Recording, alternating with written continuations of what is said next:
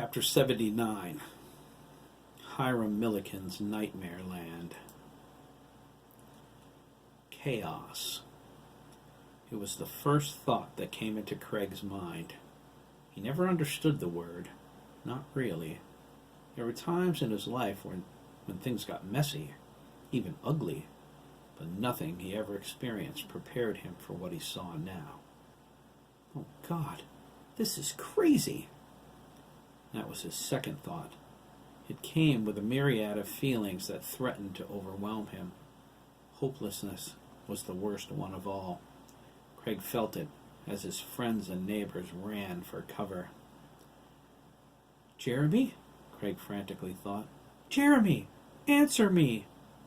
Fear gripped his heart. He was alone again. The feeling of self-assurance, love, and pride that filled him the moment he and Jeremy were mind-linked disappeared. He only felt the emptiness and despair that was so much a part of him throughout his childhood. It wholly reclaimed his psyche.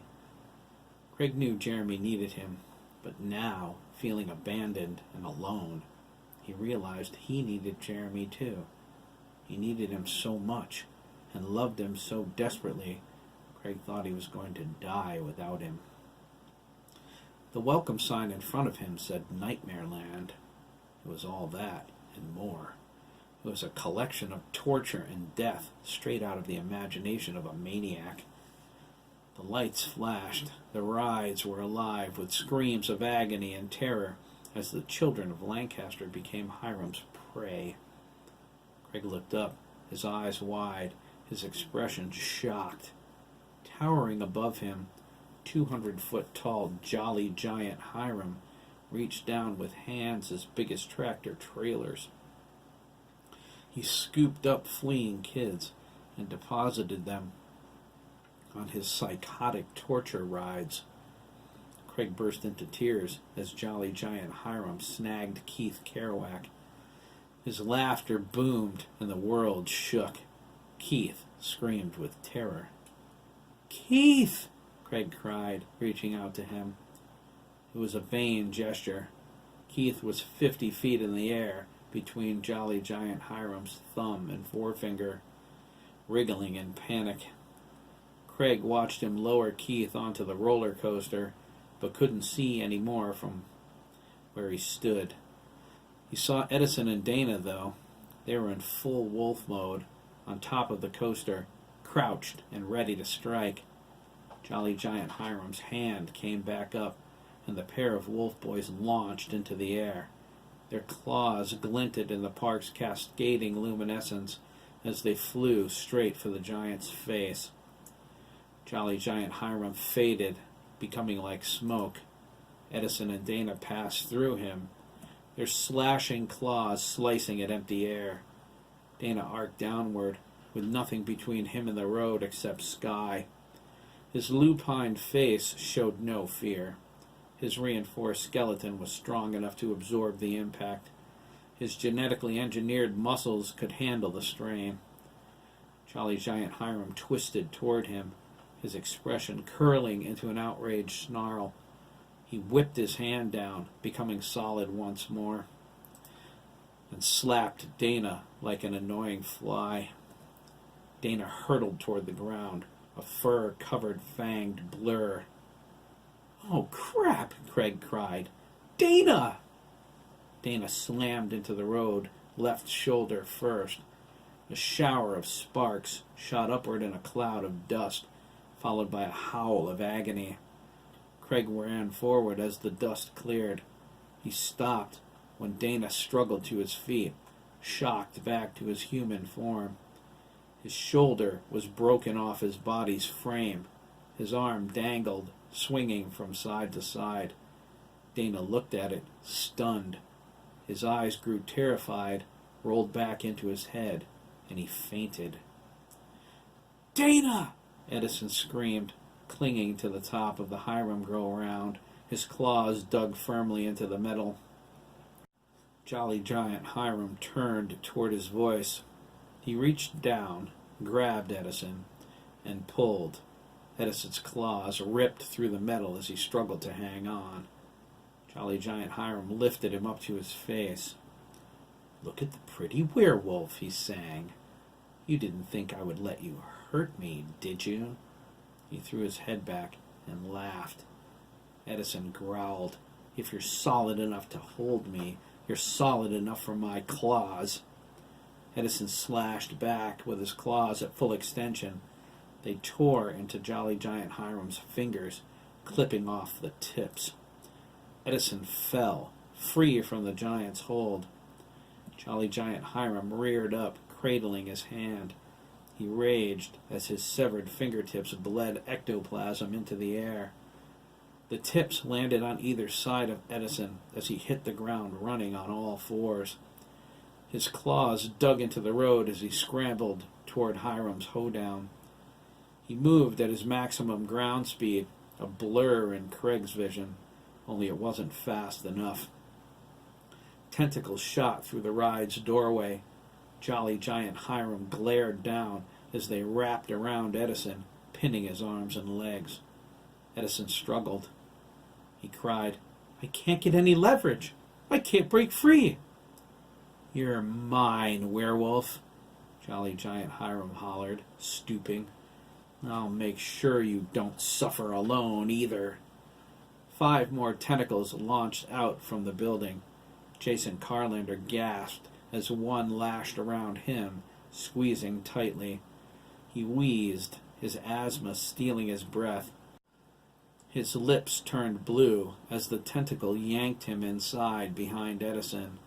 The 4 remaining arms whipped and snapped, trying to grab other kids. Max and Ricardo hit the dirt face first, barely escaping capture. Teddy wasn't as lucky. A tentacle slapped around his ankle and snatched him out of his father's grip. Robert's expression went wild. He threw Tad behind him and leveled his pistol, emptying the rounds into the tentacle.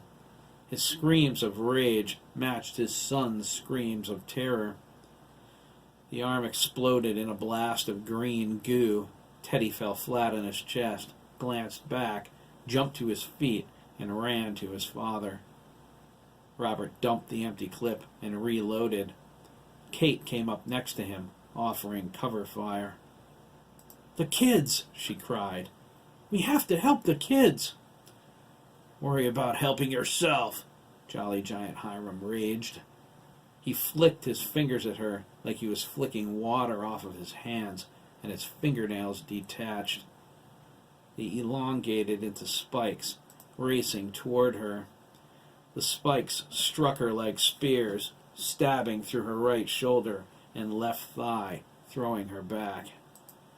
She hit the ground and rolled toward the edge of the park, past Jack Jr. He watched her, wide-eyed and scared to death. She went over the edge, losing her .44 Magnum to the darkness below. Her hands flailed as she struggled to grab hold of something. The spears melted, leaving only the wounds. Jack Jr. dove for her at the last second and caught her wrist. Kate swung back into the side. She looked down and cried out, seeing nothing beneath her but a swirl of inky black. She snapped her head toward Jack. "Don't you drop me, Dugan!" Dread filled Jack Jr.'s chest. "I'm slipping!" he cried, sliding toward the edge. He struggled to dig in with the toes of his sneakers. "Jack Jr.!" Max exclaimed, running toward him. "Hang on! I'm coming!" "Hurry!" Jack Jr. screamed. Panicked, he watched the blood running out of Kate's wounds, but miraculously they closed. Jack Jr. held onto her arm with both of his small hands. He sobbed, "Please! I'm losing her!" "Oh, God!" Kate gasped, about to fall. Max barreled toward Jack Jr. Ricardo and Matt were right behind him. He dove as Jack Jr. slipped over the edge. He could have dropped Kate to save himself, but he gritted his teeth and held on tighter. Max caught Jack Jr. by the ankle, but barely. He cried out as he started to slide too. Ricardo and Matt Each grabbed one of Max's legs. They strained, pulling backward. Slowly, Jack Jr. came over the side, followed by Kate. She pulled the rest of the way up once she could and threw her arms around him. "I take back every bad thing I ever said about you," Kate cried, a sob catching in her throat. "Even the things I thought." Jack Jr. was crying and laughing at the same time. Linda ran up to Matt and grabbed him by the shoulders. "Are you okay?" she cried, her expression terrified. "Where's your father?" "I don't know," Matt hysterically replied to both questions. His hands shook. His knees felt like they were going to buckle. "He's in the park somewhere." Linda asked, "My God, Matt, what's happening?"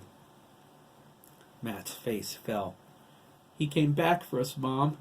He came back, and now we're going to die." Linda's heart sank as she looked up at jolly giant Hiram. "Not without a fight," Kate panted. She pulled her spare pistol from her ankle holster. "What good is that going to do against him?" Lisa asked, pointing at jolly giant Hiram. "I don't have a clue," Kate said. She cocked the pistol and moved toward the park. "I only know I have to do something. He's not killing any more kids." The boys moved to follow her. Linda grabbed Matt's arm. "Where do you think you're going?" she asked. "We have to find some place to hide." Matt pulled away. "I'm not going to hide while Hiram's trying to kill my friends." He ran to catch up with the others. Linda clenched her teeth, looked up at jolly giant Hiram, and ran after her son. "I forbid you to get killed, Matthew Randall Gardner. Do you hear me?" Craig found Virginia and Chris hiding under the entrance to the Hiram the Water Giant slide ride. Dabney, Derek, and Dougie were with them. Virginia held Chris as if trying to shield him from the insanity around them. She didn't know how she managed to keep them together, but they were safe for the moment. She knew that moment was fleeting. "This is nuts," Dabney cried, huddling in closer. "Can you hear them screaming?" "I want to go home," Dougie cried. He was losing it. His eyes moved from one thing to another with the speed of his terror. "Quiet!" Derek yelled. His tone dipped in hysteria. "Please, he'll hear you!" "Craig?" Virginia asked, forcing her voice calm. She touched his shoulder when he didn't respond, and he jumped. "Where's Jeremy? Can you feel him?" Craig's face contorted, and he burst into tears. "I lost him, Virginia. The mind link's gone." "Please," Dougie pleaded in a hoarse whisper, tugging at Virginia's shirt. "Can we go home now? Please?" "Douglas!" Virginia snapped. "Get a hold of yourself!" Dougie shrank back, stung and frightened. Virginia let go of Chris and grabbed him, pulling him close. "Oh, baby, I'm sorry, okay? I'm sorry." Chris was drowning in guilt. "This is all my fault." "Don't say that," Dabney snapped. "Face the facts, Chris. Adler or Bremen or whoever she is wouldn't have let any of us turn Hiram in. Don't you get it? She was protecting him. She would have protected him from that too, and she had the power to do it. The doubt the hill which infected us with is still affecting you. Shake it off, lover, please." Chris grabbed Dabney and held on to him. Dabney hugged him, kissing the top of his head. "We're not losing each other," he whispered into Chris's ear. "I just found you. I'm not letting you go." Virginia felt her mind crack. "We're losing it, and it's going to get us killed." She opened her mouth to say something encouraging. Craig cut her off, crying, "Oh my God, look! Hiram's got Dennis!" Dabney and Chris gasped. "What?" at the same time. They ran out from under the water ride's entrance. Jolly giant Hiram was back to plucking kids off the ground. He had Dennis in one hand and Graham in the other. Shooter was beneath them, firing uselessly at the behemoth. "Holy cow!" Dabney cried. Dennis! It's the pain, Jolly Giant Hiram laughed. The pain is making me stronger. Leave that kid alone, Dennis hollered, pointing at Graham. Take me, but let the kid go. Jolly Giant Hiram brought Dennis up to his face. I'll take you, Copeland, he snorted. You're going to scream like you never have in your entire faggot life. Dennis gasped. He knows, he thought dreadfully. He knows I'm gay. Jolly Giant Hiram lowered Dennis to the Hiram go-round. One of the plastic Hiram bodies suddenly animated. It reached up for Dennis, licking its lips. Dennis thrashed, trying to escape. Jolly Giant Hiram set him into the arms of his maniacally grinning, naked doppelganger. Chris yelled, Milliken, you monster! Virginia gasped at the sound of her son's voice. Dabney shrank back as Jolly Giant Hiram turned his attention to them. His face darkened with hatred. You! He raged. He dropped Graham and reached for Chris. Shooter ran to get under his son. I'm not going to make it, he thought, terrified. He's 50 feet up. Oh, Jesus Christ, help me! Graham screamed as he fell, staring down at the rapidly approaching ground. The dread in his heart told him he wasn't going to survive the fall. Inches from the ground, Coco dove out of his hiding place underneath the Hiram go-round. He broke Graham's fall with his body. His brother's weight smashed him to the ground with an oof and a crunch and a cry of pain. He saved his brother's life, but Graham hit his head with a crack. Coco leaned up and looked down at him with profound worry. Graham? He whispered, lightly shaking him.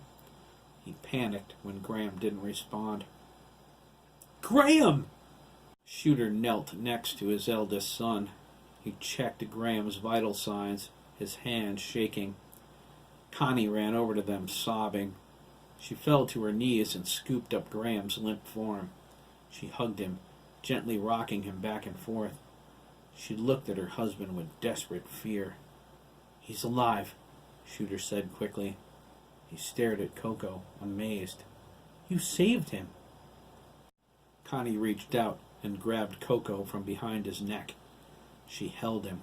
Are you all right? She cried. I was so worried when you ran away. I didn't run away, Coco said. He took me. He glanced around, looking for Reno. He was with him underneath the Hiram go-round, but now he was gone. He looked at his mother, his rough exterior cracking. He tried to kill me, Mom. Some kid I didn't even know saved my life. I have to find him. We'll find him, Shooter said. Right now, we need cover.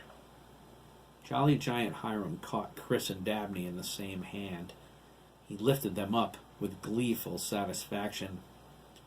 Where's your bravado now, McKee? Jolly Giant Hiram asked. The wind from his breath blew their hair back. He laughed. Do you want to tell someone I molested you? Hey, everyone, I molested Chris McKee. He loved every minute of it, too. Why do you think he kept working for me?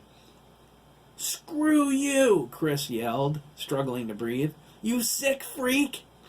Put us down, you bastard! Dabney wailed. Not a chance, Copeland, Jolly Giant Hiram sneered. He pointed at the Hiram go-round. How would you like to join your brother? No! Dabney cried, horrified. He saw what the ride was doing to Dennis. His brother was fighting it for all he was worth.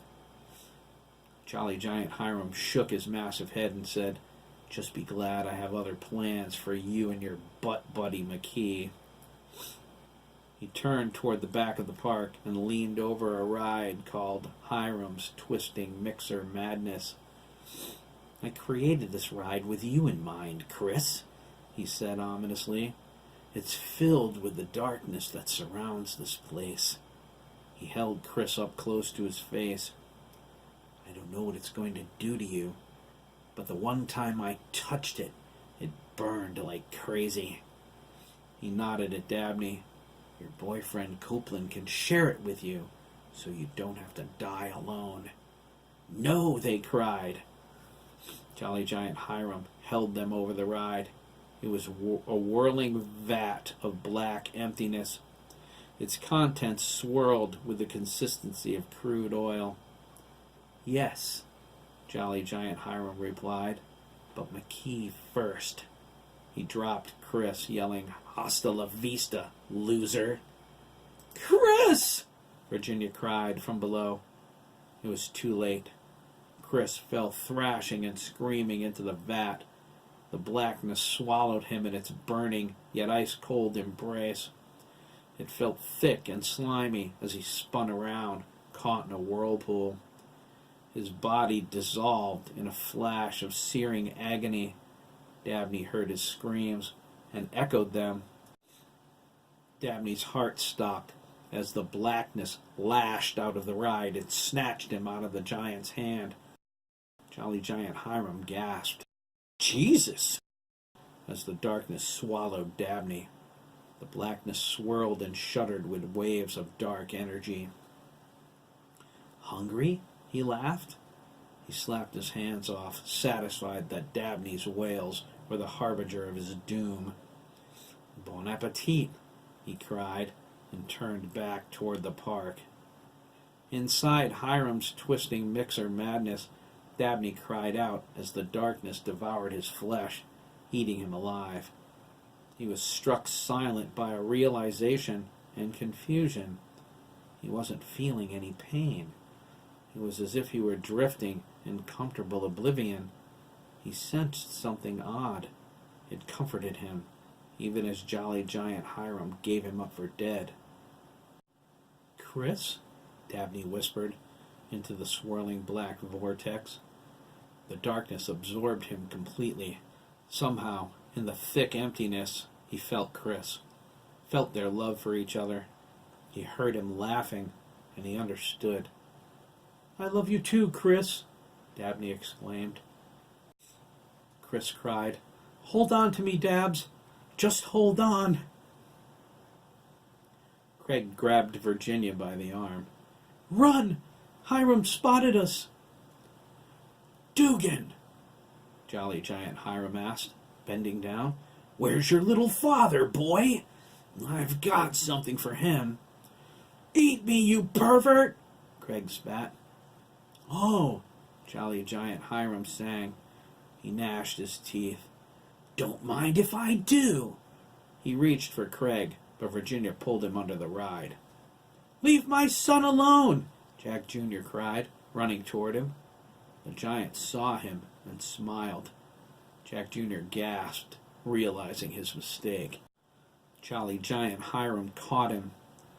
"Time for a little trip down memory lane, Jackie," he exclaimed.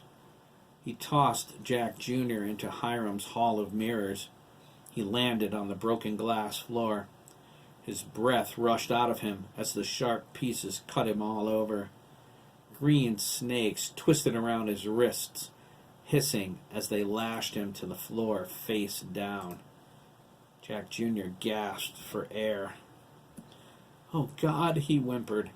He screamed, "Don't let him hurt me again!"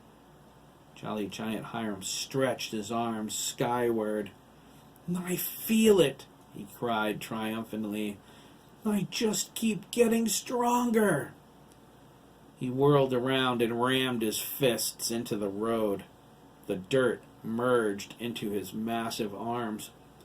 All over Nightmare Land, panicked kids and adults felt the ground ripple. Earthen Hiram hands popped up everywhere, grabbing every kid in sight. Garth snatched a hold of 8th grader Roman Bober's shirt when he caught hold of him. Roman cried out as the Hiram hand tore him away and took off across the ground. It raced like it was on tracks, dragging him toward Hiram's hoedown. Garth stared sorrowfully at the ragged piece of shirt in his hand. The hand raced to the ride, threw Roman inside, and went after another boy. Jake tried to drag Dana out of the road, but the wolf boy's weight made the strain incredible.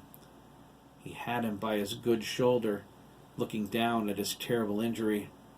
His nano repair program was running. Nanites bled out of Dana's claw apertures, scrambling to find the materials they needed to fix him. Their tiny sensors didn't register Nightmare Land at all. They detected the people, though, and swarmed on them. They devoured belt buckles, pant snaps, zippers, anything they could find with the elements Dana needed. The kids slapped at them like insects, thinking the nanites came from Hiram. Jake dragged Dana, desperately trying to get him out of the road. Dana groaned to consciousness. "Dana!" Jake exclaimed, a wave of relief coming over him. "Jesus, Wolf Boy, help me! You're too heavy!"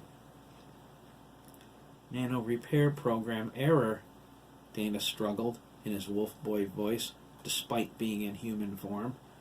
"There aren't any resources for assimilation." His head dreamily flopped to the side. His red eyes went purple with bioscan. "Damage is too extensive. Need surgery to fix my shoulder. Can't numb pain receptors. Wolf Boy 5 isn't responding. There's something about this place. My internal processor is going haywire." "Stop that!" Jake yelled. "You're rambling! Get on your feet! You didn't break your legs!" Dana shook his head. "Jake?" he asked, glancing around. "What do you mean I'm too heavy? Is that a fat joke? I'm sensitive about my weight, you know. I'm big-boned." A dozen earthen hands were hunting boys, grabbing them and depositing them on the rides. Dana concentrated, trying to transform. When he couldn't, his face filled with dread. "Holy crap, I can't transform!" "Forget that," Jake said. "You can walk. We have to move." An earthen hand raced toward them. Dana jumped up, grabbing Jake with his good arm, and rushed them out of the way. He barely missed getting caught. He turned in time to see the hand snag Ricardo instead. Max and Matt reached for him, but the hand moved too quickly. It threw Ricardo into Hiram's hoedown behind a string of Spanish expletives. "Hermano!" Max gasped. "No!" He ran straight toward the building. "Max!" Matt cried. "Don't!" Max wasn't listening. He approached the door, thinking only of saving his brother. A tentacle lashed out, wrapped around him, and yanked him inside before he even had time to cry out. Matt watched, horrified, as Jolly Giant Hiram's tongue snapped down like a bullfrog's and snatched JT off the ground. He flicked him onto Hiram's roller coaster odyssey in the seat behind his brother, who was in front of a lethargic Josh Diggs. JT called frantically to Keith, but Keith didn't reply. JT called frantically to Keith, but Keith didn't reply. He stared into space in shock after 3 trips through the coaster already. JT gasped, his heart skipping a beat. Hands grew out of the car he was in and started groping him. Hiram's animated head grew up between his legs and grossly licked his thigh. "Oh my God!" JT cried. "That's disgusting!" Jolly Giant Hiram glared down, yelling, "Time to fill up the coaster!" The earthen hands responded. One caught Dougie as he peeked out from their hiding place. Derek and Virginia cried out for him at the same time. "Dougie!" Jolly Giant Hiram scowled. "No coaster for him. Little boys go in the kiddie ride." The earthen hand raced away, tossing Dougie, kicking and thrashing, into Hiram's moon grope. Stephen Stone, Carrie Diggs, and Sean Sturgess were already inside, screaming and crying. Mason, Alex, and Susan beat on the doors trying to get the boys out.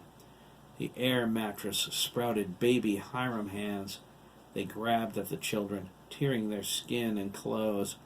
The white surface of the mattress was stained everywhere from Carrie, Stephen, and Sean's bloody scratches.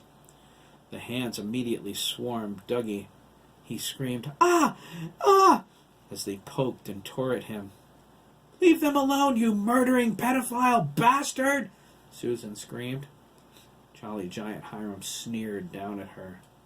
"When I finish," he said, "you won't have any kids left, will you, Sturgess?"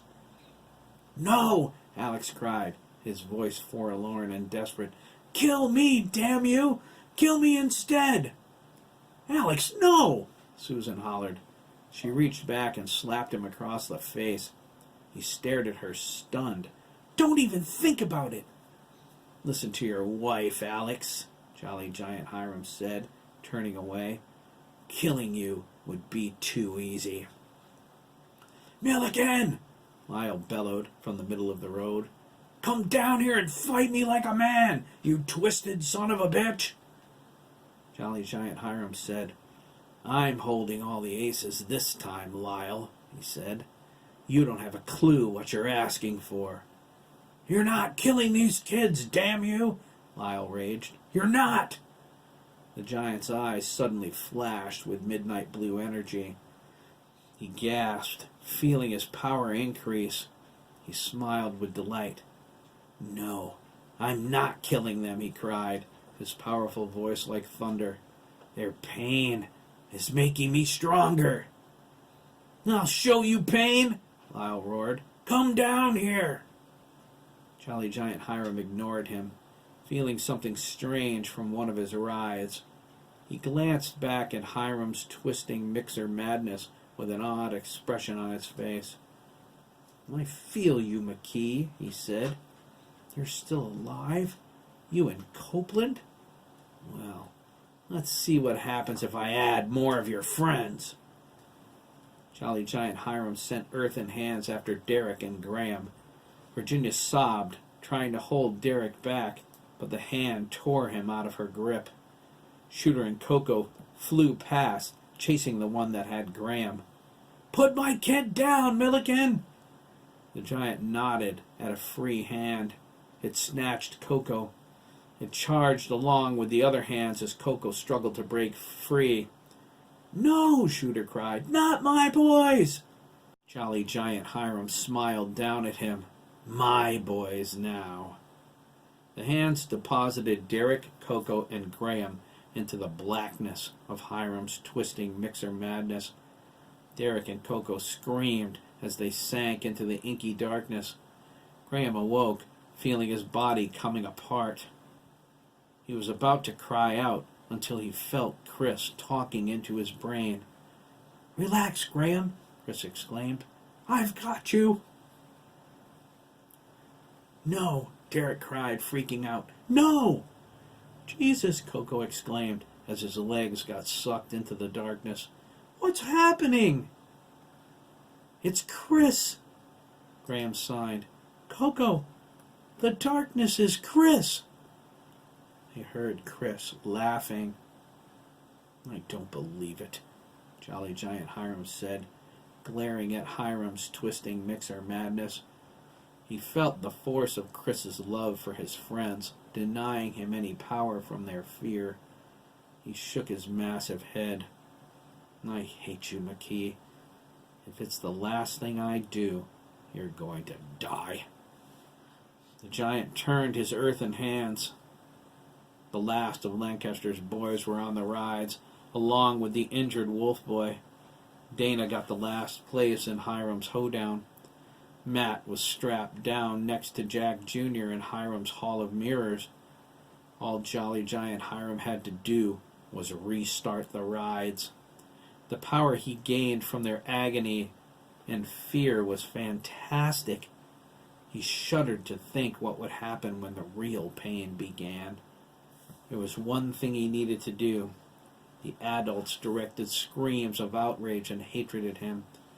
Law enforcement operatives wasted their bullets shooting at him. "You think I'm causing your children wounds that'll bleed for a lifetime," he raged, rolling his eyes. "You don't have a clue what it means to suffer. And I'm going to show you, though. You've earned your punishment. I'm the god here, and I'm a vengeful god indeed. Jolly Giant Hiram tore his hands out of the ground. Nightmare Land rumbled, throwing the adults into the dirt and gravel road. Hiram shook the remaining soil and debris from his giant hands. Rocks the size of watermelons rained down from the sky. Mason was knocked out cold. The adults scattered, covering their heads with their hands. But Alex didn't move quickly enough. He tried to shield Susan from the deadly storm when a large, jagged rock caught him in the back of his right leg. Alex let out a terrifying screech as the boulder crushed his calf and tore his leg off below the knee. The force of the impact threw him backward. His skin was torn away to reveal his white kneecap. He went into shock, his warm blood spraying onto the ground. "Oh my God!" Susan screamed, her hands coming up to her face. "Alex!" Jake, Garth, and Lyle ran over to him. They were the only ones in the group with combat injury experience. Garth from Vietnam, Lyle from Afghanistan, and Jake as an agency operative. Garth tore off the lower half of Amanda's skirt.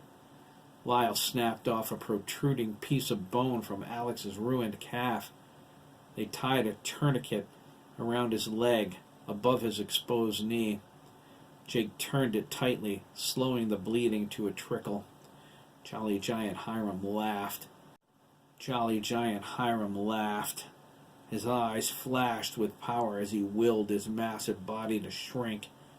Randy gasped, pointing at him. "Everyone!" he cried. "Look!" They turned and watched as Jolly Giant Hiram reduced all the way down to normal height. He took on the familiar visage of the farmer and beckoned them to come to him. "Here I am, idiots!" he spat, his eyes wide and crazy. "Bring it on!" Garth looked at Lyle and Jake. "I've got Alex," he said. "Get that son of a bitch." Jake and Lyle didn't need telling twice. They ran at Hiram, ready to break him into little pieces. Robert, Kate, and Shooter took the first round, firing their guns. Hiram turned to stainless steel. The bullets bounced off him. He laughed as ricochets shot out in every direction.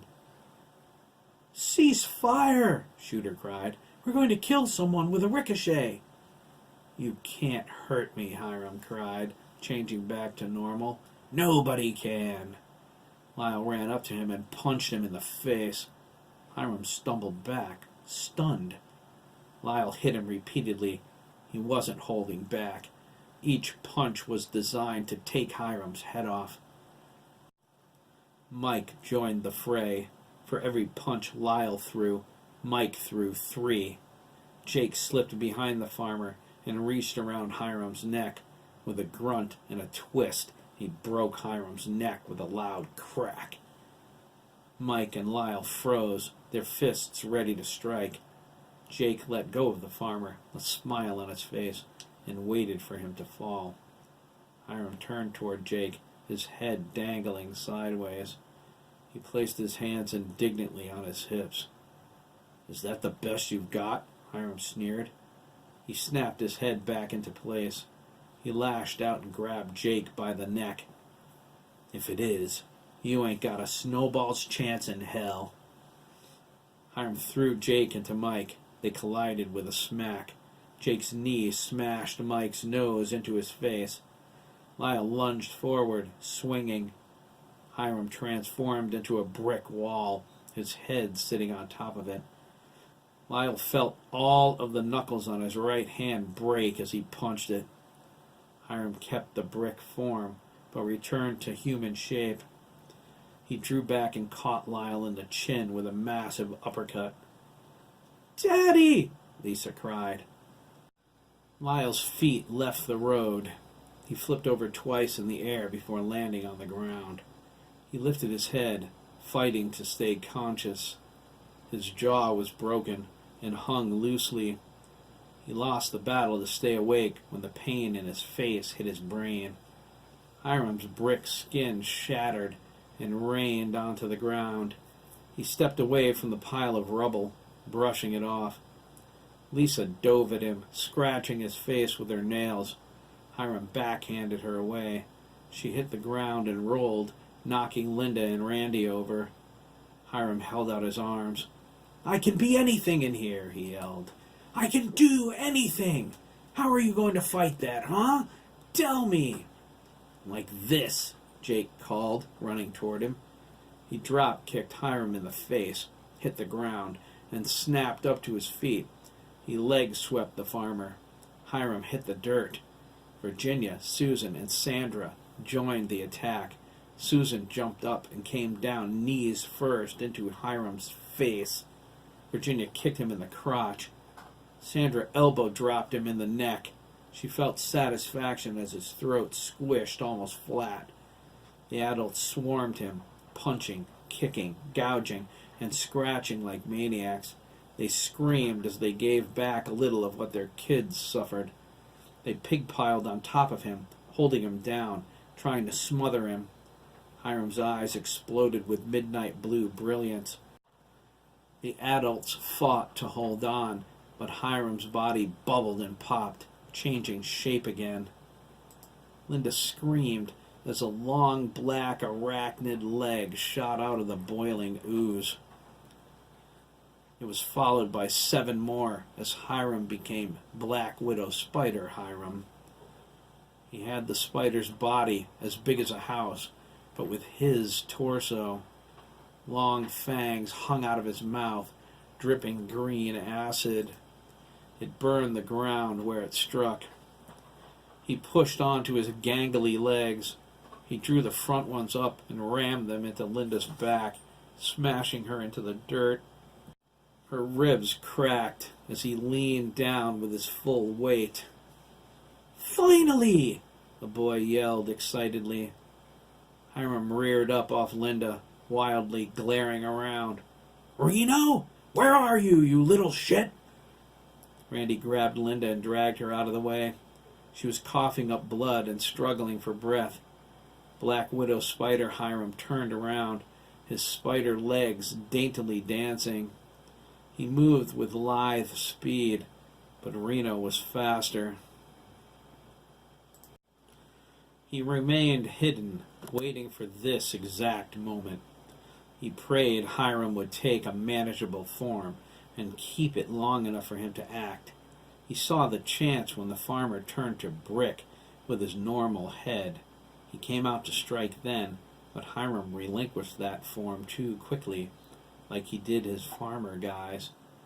Reno hid on the side of Hiram's hoedown, waiting for another chance. He learned from his initial encounter with the lunatic that in Nightmare Land, Hiram was most vulnerable when he took a solid, non-gigantic form. Reno had the same jagged piece of glass in his hand that he attacked Serpent Hiram with. He ran under Black Widow Spider Hiram and jammed the shard into one of his legs. He pulled down sharply, ripping it wide open. Green goo shot out in a stream. Black Widow Spider Hiram threw his head back and let out a colossal wail. "Christ!" Shooter cried. "The kid hurt him!" Kate smiled. "That's just what I wanted to hear." They drew beads on Hiram's thrashing torso and fired as Reno continued to cut up his spider legs. The bullets slammed deep into Hiram's chest, sending goo-covered flesh splattering. Black Widow Spider Hiram clutched at his wounds as he lost his concentration and control of his form.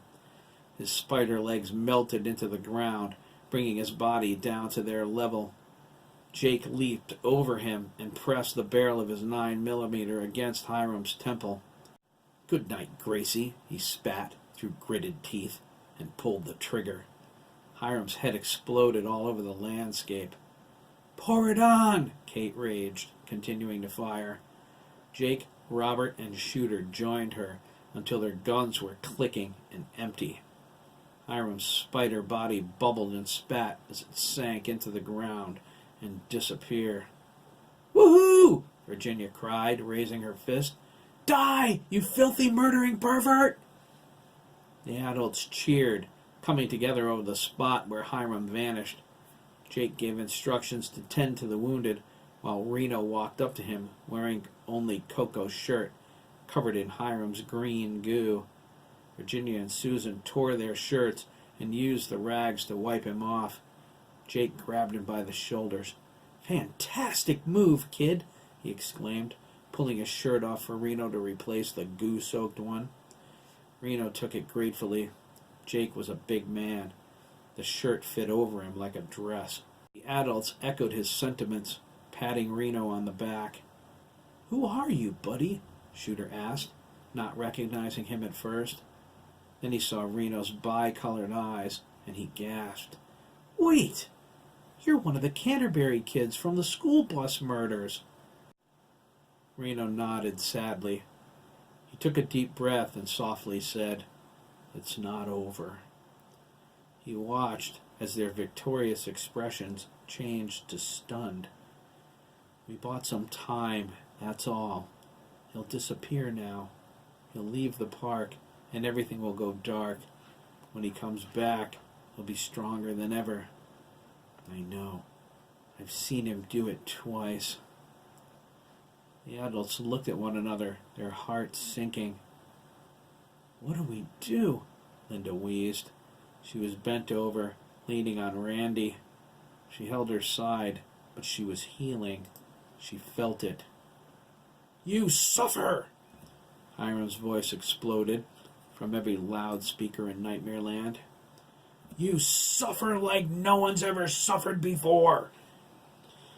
Hiram the giant octopus boiled up out of the ground from directly under them and sent everyone sprawling. "No need to recover this time, Reno." He spat, his tentacles snapping. "I'm too strong for that now." He snatched people until everyone was in his clutches. He undulated into the park, headed directly for Hiram's house of horrors. He whipped Reno at the Hiram go-round. A Hiram doppelganger grabbed him out of the air in a suffocating embrace. Reno cried out as it licked the side of his face with a huge, fat tongue. "Oh, God!" Dennis gasped. "Not some kid! Please, not some kid!" He was on the doppelganger next to Reno, beaten and bruised, a torn-up bloody mess. He sobbed as the Hiram go-round spun, working on Reno now, pummeling and groping him. Reno fought desperately, but Hiram had him. His worst nightmare came true at last. Hiram the giant octopus tossed the adults into the house of horrors. They rolled and slid across the glass bottom of the building until they crashed into the far wall. The doors slammed shut and vanished. The ceiling lights came on, bright and blinding. The adults struggled to their feet. Sandra tore off her blouse and gave it to Mike to put over his busted nose. Amanda limped painfully to Alex. Her ankle twisted when she hit.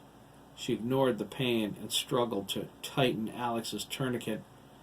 Garth hurried over to help. He put his hands gently over hers, and together they twisted. Garth tied it off tightly. Once more, Alex's bleeding slowed to a trickle. Susan sat down next to him, holding his trembling hand. "Hang on, baby," she whispered, rocking back and forth. "Stay with me." "What on earth is happening here?" Amanda sobbed to her husband. Garth looked at the others. They gazed at each other dumbly. Garth looked at everyone. They gazed at each other dumbly. Virginia said, "It's a long story, Ma. If we get out of here alive, we'll tell you everything. I promise." Jake looked around, confused. He knelt with Lisa next to Lyle. Hiram's house of horrors was a featureless room. The only thing he saw that was frightening about it was the inky blackness swirling beneath the glass floor. He scratched his head. "This is the stupidest house of horrors I've ever seen," Jake remarked. "That's because you haven't seen the horrifying part yet," Hiram's voice said through the loudspeaker on the ceiling. Jake spotted it next to the lights. He threw his empty pistol at it. "Let us out of here, you freak!" "I don't think so," Hiram replied. "It's time you learned what real horror is. In Nightmare Land, if I can imagine it, I can make it real." Drops of white ectoplasm rained down from the ceiling. It fell slowly at first, but became a downpour. The globules ran together, solidifying into slashing tendrils like fiber optic filaments. There were thousands of them, dangling from the ceiling, wriggling in the air. They lashed out at the adults. They got Linda first. The tendrils stabbed into her temples, her pupils, and her mouth. She inhaled deeply, intending to scream, but she froze instead. The tendrils flooded her mind with images and sensations. She felt dread as she was paralyzed. Every adult in the room suffered the same fate, even Mason, who was still unconscious. In seconds, the tendrils were controlling all of their brains. "You're in for a treat," Hiram's voice chuckled. "You're connected directly to Nightmare Land now. You get to feel everything the kids feel, every violation, everything I do to them. But instead of one at a time, you get to feel it all at once. Feel their pain." Hiram relinquished his octopus form, becoming his ordinary ghostly self. He concentrated, focusing his power, and sank into the ground, merging with Nightmare Land. Tentacled Hiram appeared inside Hiram's hoedown. Hiram the water giant bubbled up out of the water slide's pool. Black Widow Spider Hiram skittered across the top of Hiram's house of horrors. Hiram the giant octopus sloshed along the dirt and gravel road. Inside Hiram's hoedown, the platform spun beneath tentacled Hiram. He howled with laughter. Edison growled and gnashed his teeth in semi-wolf mode, even though Wolf Boy 4 was offline. He struggled savagely against the steel cuffs holding him in place. Elliot's mangled corpse was on the floor beneath him, his dead, shocked eyes staring upward. Jason's face was pale blue. Roman stared at him, scared to death. Jason wheezed in and out with extreme effort, fighting to breathe. Max and Ricardo, like Edison, struggled to break free. Dana could only watch helplessly as his body refused to transform. A plethora of tentacles grew out from Hiram's body. They reached toward the boys, slashing and tearing. A plethora of tentacles grew out from Hiram's body. They reached toward the boys, slashing, tearing, and groping. Ricardo, feeling repulsed and helpless, started to cry. Max's face twisted in rage, and he spat obscenities. Hiram's tentacles slithered around them, thousands of tiny hands groping. Edison cried out, the agony causing him to relinquish his werewolf form. With Wolf Boy 4 offline and his processor acting screwy, there was no way to shut off his pain receptors or his sensations. Edison felt everything, every pain and violation. Tentacled Hiram went at him in earnest the moment he was a boy again. The assaults were maniacal, psychotic, and perverted. Jason gasped and screamed. Roman fought with all of his might. Max did too. He felt his sanity fleeing until, along with Dana, who whispered, "Oh God, Edison!" he started to cry. Across the park, Hiram's roller coaster odyssey jerked into motion. JT sobbed uncontrollably. The cars launched over the hill, arcing toward the jagged blades below. JT heard Teddy screeching behind him as they rocketed through and got cut to ribbons. Keith was jarred awake by the pain, his eyes wide and frantic. The cars twisted through the ride, razor-sharp blades and glass carving them up. There was a flash of blinding light as the cars swung around to the beginning. JT blinked spastically, his wounds completely healed.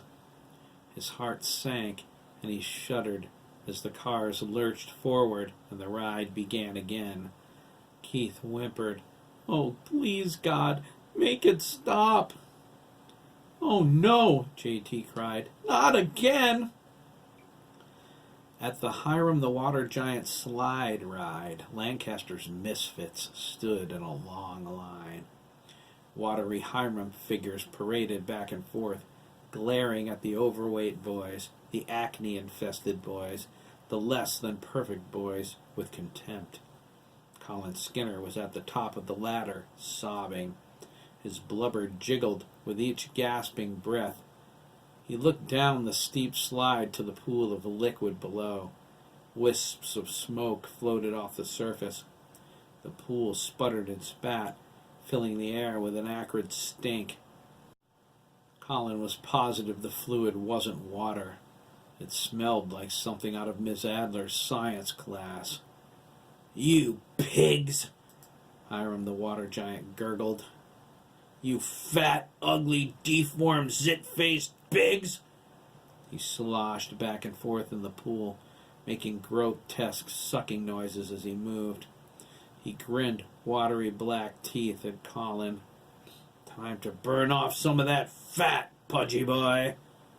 The watery Hiram at the top of the ladder slapped Colin hard in the middle of his back. Colin fell forward, hit the wet slide, and raced into the pool below. He was right about it not being water. It was acid. Colin thrust up out of the pool, screaming. The acid ate at him. He struggled to the side, watching his clothes, hair, and skin burn off. A red spill spread across the surface of the pool. Colin hauled up out of the burning liquid, wailing and slapping at his flesh, trying to stop the pain. Chunks of bloody ooze flew off of him. "Stop your bawling, you big fat baby!" Hiram the Water Giant snapped. "I need your pain to make me stronger. Get back in line." Colin looked like fresh hamburger meat, but he healed entirely in the time it took to walk back to the line.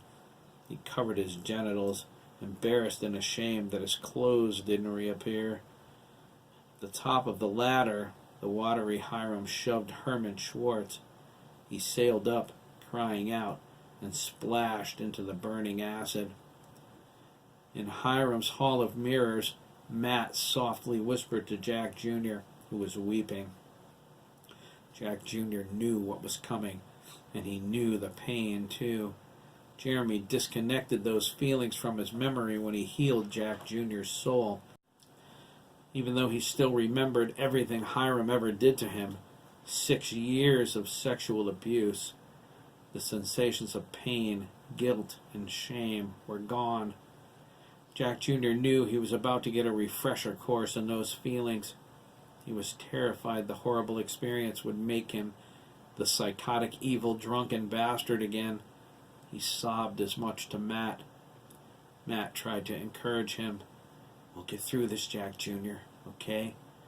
He can't take our minds unless we give them to him. We can fight him. We can..." "Fight me?" Serpent Hiram hissed, bubbling out of the wall. Matt froze. He turned his head back, his eyes wide. He gasped when he saw Serpent Hiram heading for Jack Jr. "No!" Matt cried, struggling against the snakes binding him. "Leave Jack Jr. alone! Take me instead! Haven't you heard him enough?" "No." Serpent Hiram hissed. "I haven't hurt him enough. Jack was mine. He was mine, and he ran away." He leaned close to Matt's head. His forked tongue darted out and licked under his earlobe. Matt cringed. "Oh, yuck!" "Now he's mine again," Serpent Hiram whispered. "Just like you are, Gardner. But since you asked so nicely, I'll gladly take you first." "No!" Jack Jr. cried, tears streaming. "I'm the one you want." Serpent Hiram bobbed and weaved, laughing. "Jack, I already have you." He turned his gruesome attention to Matt, slithering under him, wrapping him in his coils. Matt cried out, horrified, as Serpent Hiram's scaly flesh liquefied and slowly melted into him, merging with him. When Matt screamed, it came from the deepest pit in his soul. The adults in Hiram's house of horrors writhed and spasmed as waves of agony, disgust, terror, and despair thrust directly into their brains. They endured everything the kids did, and more.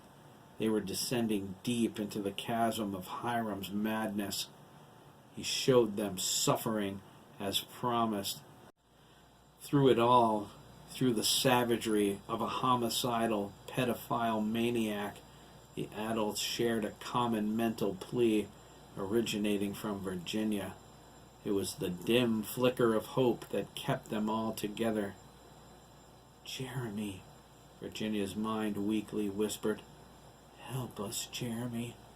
Please, God, help us all."